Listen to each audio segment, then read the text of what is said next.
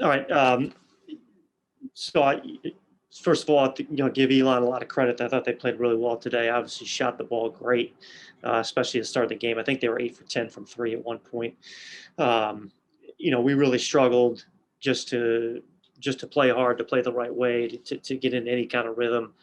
And I thought our guys tried to fight and respond a little bit, but you just could never really get ourselves playing the way that we needed to today. So and we talked after the game. We just got to be ready to just turn the page and get ourselves ready to go here on Monday. You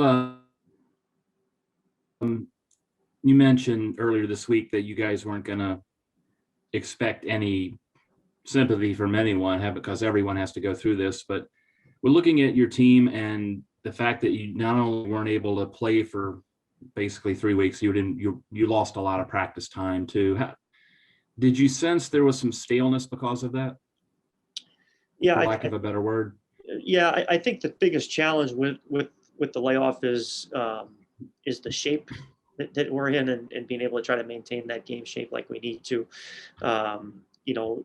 This happened. I saw this earlier in the year. Elon had a pause and then went up and played at Delaware and had a first half really similar to what ours just was today. And I think that's probably the biggest challenge. I don't know if it's as much of the rhythm as it is more of just being physically um, in shape like you need to be. And I think that spills over into a lot of the areas um, of playing where pressure the ball and communicate on the floor. All those things aren't where they need to be when you're not physically where you want to be. So I think that was probably the biggest challenge.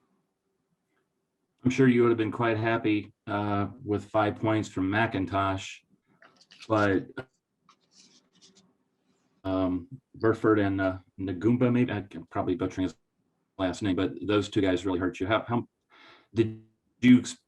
What did you see of them coming in, and did they surprise you any with their productivity?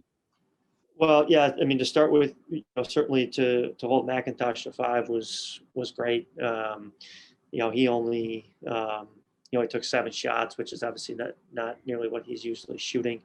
The other 2 guards have been role guys for them.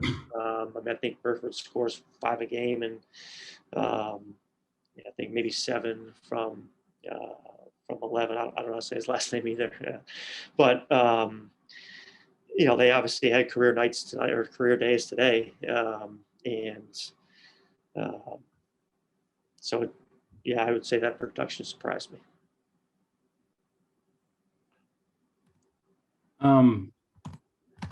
I don't know how much you compare stuff, but did this start of this game remind you a little of last year's tournament game, with the way they were just right off the bat hitting threes? To be honest with you, that didn't cross my mind at all. Okay, fair enough. What was I looking at here? The start of the game, when they're up on you, I think it was double digits by 13 minutes, and when you're in that kind of a situation, how hard is it to play back from that the whole time? It seems like it was double digits really quick, in other words. Yeah, the way the game started, the first possession of the game, we forced a shot clock violation, which was a really good defensive possession from us.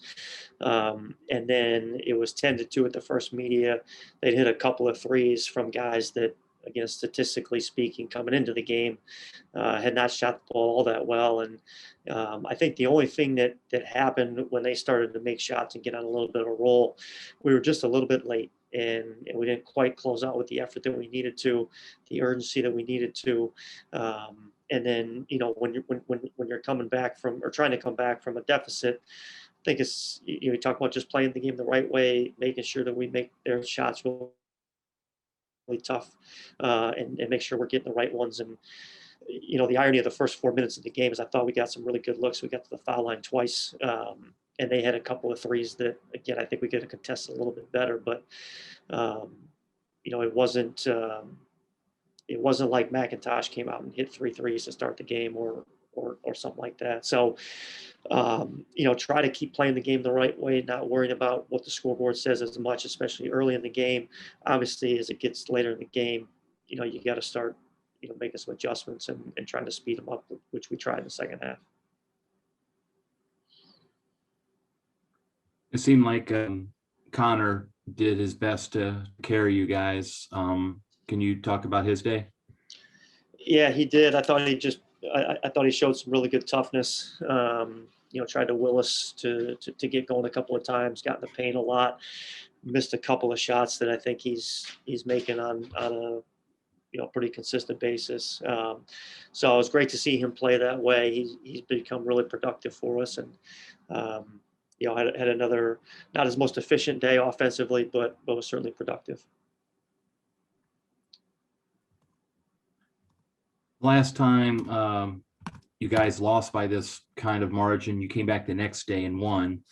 I know there's no guarantee that'll happen again, but can you guys sort of draw on that, what you were able to do from one day to the next, and when you prepare for this game? Yeah, I think we've shown the ability to bounce back and be ready to go, and I think our guys will have that feeling, come Monday, being really ready to play. It's it's a new game when we go down there and play on Monday, and we'll look at the things that we can correct and get ourselves ready in the right place mentally, and be ready to go down there and compete.